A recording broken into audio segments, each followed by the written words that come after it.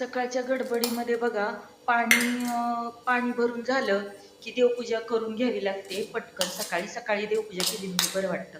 देवपूजा करून झाली की मग जरा थोडंसं स्वयंपाकाला उशीर झाला की मुलांना भूक लागते बघा.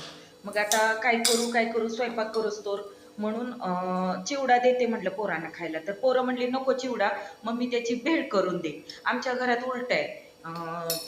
प्रत्येकाच्या घरात तिखट खायला आवडतं, पण आमच्या घरात पोरांना चिवडा आवडत नाही आणि गोड पण खात नाहीत ते. त्यांना भाजी चपातीच लागते.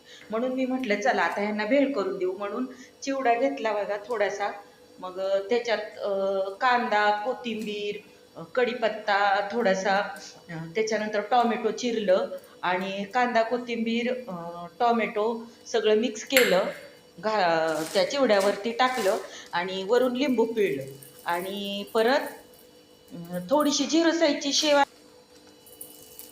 साईजची शेव आणली होती बघा. ते दाबेली करायची होती म्हणून. मग ती शिल्लकच राहिली होती. म्हटलं चला आता ती भेळला वापरता येईल. मग शेव घेतली, थोडीशी वरून भुरभुरली आणि मग काय पोरांना चिवडा नको म्हणत होती. मग हे बघा असं काहीतरी शक्कल लढवावी लागते आणि पोरांना खायला द्यावं लागते. म्हटलं चला तोपर्यंत चपाती भाकरी भाजी बनवतो, पोरांना हे तरी खायला देता येईल. म्हणून मग त्यांना थोडंसं शांत केलं आणि चटपटीत भेळ तयार केली बघा. मग भेळ दिली की दोघं जण म्हणाले चालतंय मम्मी आता स्वयंपाक बनवूस तर काही टेन्शन नाही, आम्ही आता निवांत वरती भेळ खात बसतो. मग हे बघा छानपैकी भेळ तयार झाली आणि त्यांना खायला दिली. आवडते का तुम्हाला सांगा.